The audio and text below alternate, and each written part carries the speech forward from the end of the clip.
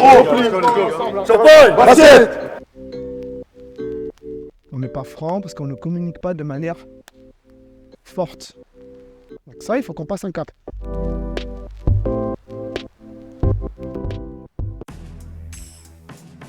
On se rend donc directement sur le terrain, là où a lieu le premier entraînement collectif de la journée. On touche à la réception pour montrer qu'on est présent. D'ailleurs, ce que je veux, c'est qu'on gêne les lignes de passe. Première chose que l'on constate, c'est le niveau de l'intensité qui a déjà bien augmenté. Ça sert à rien. Main sur la balle, dès le départ. Go. Un peu plus d'exigence dans ce que vous faites. Et peu importe la phase de jeu, on voit beaucoup de rappels, qu'ils soient aussi bien collectifs qu'individuels.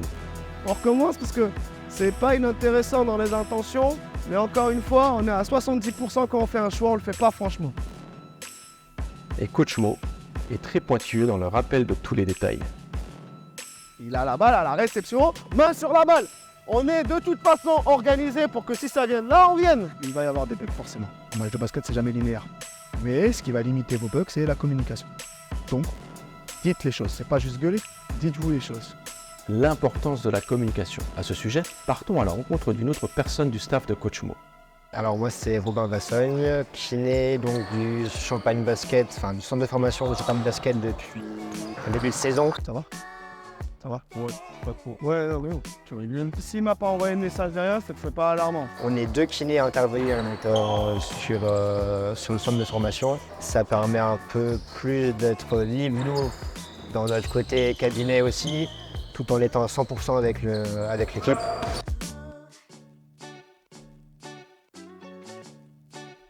On a 2 créneaux sur les entraînements, c'est 2 fois 2 heures dans la semaine. C'est du suivi de joueurs, c'est des soins de routine, en entretien. En parallèle, s'il faut voir les joueurs en plus au cabinet, on les fait venir au cabinet. On échange quand même beaucoup avec Gamma, on est vraiment en collaboration pour le joueur, voilà, c'est vraiment ça le but. Les coachs, c'est aussi plus pour donner éventuellement des délais sur des reprises, sur est-ce que lui peut jouer, pas jouer, où on en est sur une évolution de blessure, voilà, c'est tout ça.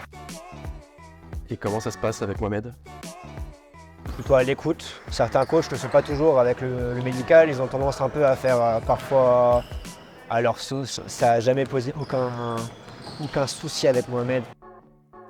Et que penses-tu de son approche?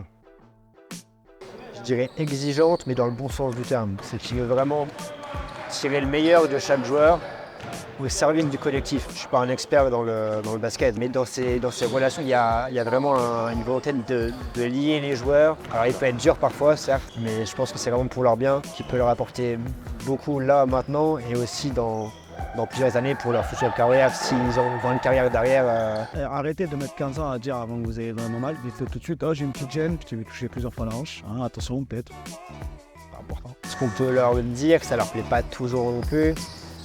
Globalement, ils finissent par l'intégrer, il faut leur expliquer les choses, il faut prendre le temps. Parce que c'est des athlètes de haut niveau, ils veulent jouer, ils veulent performer au maximum. Mais c'est vraiment trier entre est-ce que c'est grave, est-ce que c'est pas grave, est-ce qu'il peut jouer avec, est-ce qu'il ne peut pas jouer avec. Et que le processus passe le mieux possible pour eux. Voilà. On est au service de la performance, on est des adjuvants de la performance. Et que pourrais-tu dire à un ou une jeune qui cherche à performer? J'ai envie de leur dire qu'ils fassent quelque chose qui leur plaît déjà avant tout. Parce que si on fait quelque chose qui ne nous plaît pas, c'est dur d'aller exceller dans un domaine. On parle du sport, ça peut être autre chose aussi, ça peut être dans l'art, ça peut être un métier qu'on affectionne vraiment, qu'on veut faire plus tard, voilà.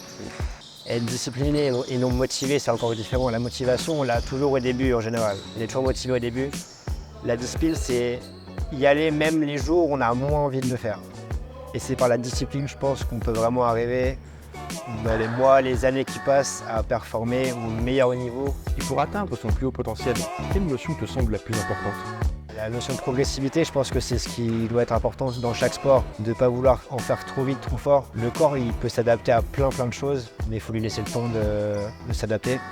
Donc ça passe par du travail de force en musculation à côté, des exercices de saut pour préparer le corps à encaisser. Voilà, c'est répéter ce qui va au plus proche du sport pour éviter que le sport blesse derrière.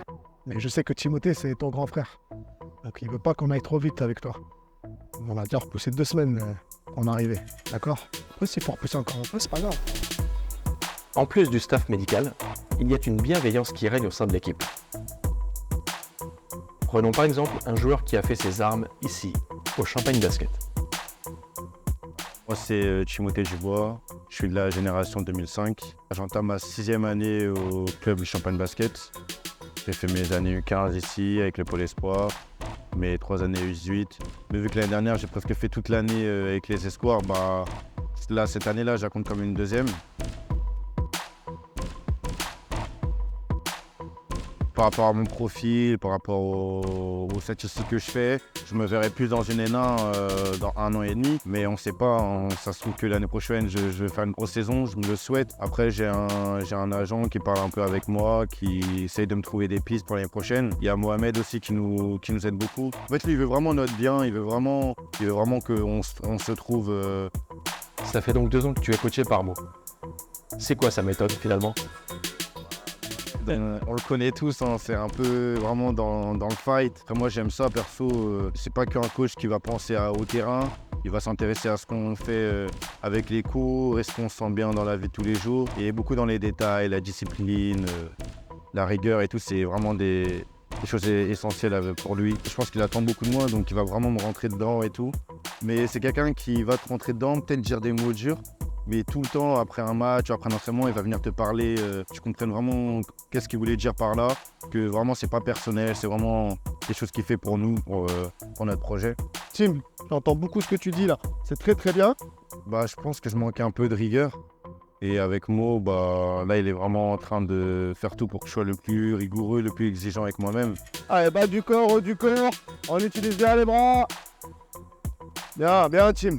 Bien les bras, encore plus l'axel, encore plus haut. Ouais, bien, excellent. Plus tu changes de catégorie, plus il y a certains détails qui sont beaucoup plus importants. En U15, on va moins faire attention aux détails, on va plus penser à un meneur, est-ce qu'il marque, est-ce qu'il fait quelques passes, alors qu'en U18, tu passes d'un meneur d'un meneur qui doit faire juste des passes à un meneur qui doit être excellent sur du pick and roll. L'intensité sur des courts moments, elle est très très importante. Par exemple, là, avec les pros, tu as l'impression qu'on court moins, mais en fait, sur du demi-terrain, tu fais une petite erreur, elle est sanctionnée direct. Et au quotidien, tu retiens quoi de la méthode Mo ? Pic, plaisir, intensité et concentration. Même si tu es beaucoup dans l'intensité, même si tu es beaucoup dans la concentration, faut pas oublier de prendre du plaisir dans tout ce que tu fais. Peu importe ce que tu fais, même si c'est dur, ça reste comme une passion, un sport. Et le plaisir, c'est vraiment le plus important. Après toutes ces années, c'est quoi ton plus beau souvenir ? Je pense que vous vous doutez bien, c'est l'année dernière. L'année dernière, une grosse saison. Champion de France, alors qu'en début d'année, moi, j'étais juste un petit U18 qui vient aider. Au fur et à mesure de la saison, j'ai gravi les échelons et je suis allé jusqu'au championnat de France. Tu es jeune, que dirais-tu des sacrifices que tu fais ? C'est des bons sacrifices, on va dire. T'es un peu loin de ta famille. Il y en a qui le vivent plus mal que d'autres. Pour ma part, ça va, je le vis très bien. Ma famille, elle n'est pas très loin. Mais même si elle serait loin, je pense que si c'est pour mon projet à moi, mes objectifs à moi, ils comprendront en fait. Quels seraient tes conseils aux jeunes qui souhaitent devenir pro ?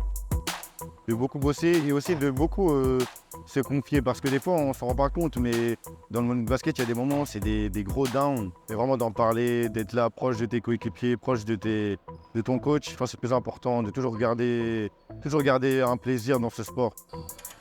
Et sur le long terme, tu te vois où, Timothée ? Être professionnel, d'atteindre le plus haut niveau français. Je pense que ça va se faire sur quelques années. Je vais tout faire pour.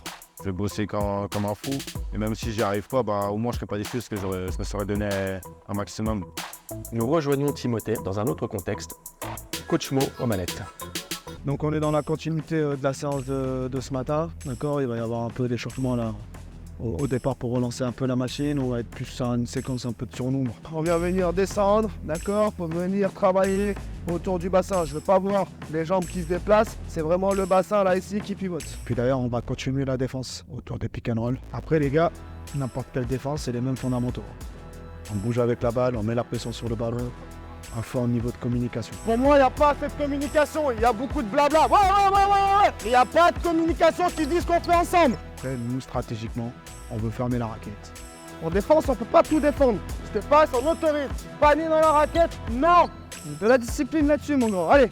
On tient nos duels, peu importe ce qu'on fait. Ça doit jamais partir. On va chercher le mec. On va faire faute. On n'attend pas dans la raquette pour faire faute dans la raquette 2+1. Lancer franc. On va chercher le mec. On arrête de me dire OK et on fait les choses. C'est bon pour ce monde. Ouais. On peut amener du backdoor. On peut amener du backdoor. Allez.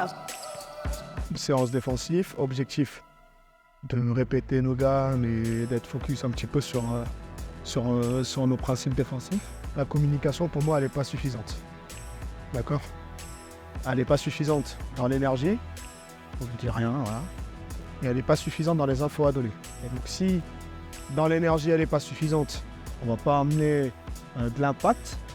Si dans les infos à donner, elle n'est pas suffisante, on ne va pas être audacieux. Il faut savoir que le mardi, nous, c'est vraiment autour de la défense. Donc, ce qui fait que le matin, on est en préparation physique. On évite de surcharger le bas du corps. On monte avec la balle! On monte avec la balle! On est vraiment sur du pré-collectif. C'est vrai qu'avant, on était beaucoup sur du shell drill, les règles, les placements, replacements. J'étais sur la situation ici avec Tim. La balle, elle a bougé. Boum, je jump. Sur le triangle ici avec les deux. Aider, reprendre. Et le soir, on intègre ça dans le jeu. Même si au début, on remet un coup de shell drill pour simplement faire des rappels, des piqûres de rappel. Et ensuite, d'ailleurs, on est sur du jeu où je veux qu'on intègre ces principes-là dans le jeu, voilà, avec des enchaînements d'actions, avec plusieurs allers-retours, donc la fatigue qui s'installe, avec des retards qui ne sont pas habituels, voilà, quelque chose qui est moins encadré, qui ressemble plus à ce qui se passe les week-ends. Je sais que c'est dur parce que vous n'avez pas forcément l'habitude de jouer comme ça longtemps à ce niveau d'intensité-là. Donc je voudrais un niveau de concentration élevé pour terminer la séance. Et l'idée, c'est que les joueurs prennent un peu plus le lead dans ces moments-là et que moi, j'intervienne un peu moins. Et j'essaie d'intervenir entre les séquences pour redonner des repères.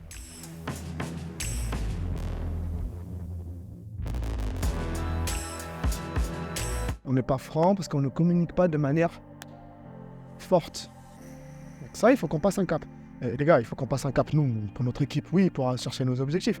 Mais vous, en tant que joueur individuellement, là, par rapport à vos steps d'après, si vous ne communiquez pas, si vous n'êtes pas clair sur vos choix défensifs, vous allez avoir des problèmes à pouvoir vous entraîner et faire quelques apparitions. Et j'espère pour vous, être avec des pros. Surtout vous, dans les fondamentaux individuels, ça les gars, c'est obligatoire. Est-ce que vous comprenez ou pas? Est-ce que vous avez des choses à dire? Un retour? Non? Ok les gars. Bonne soirée les gros. Et à demain. Champagne, basket.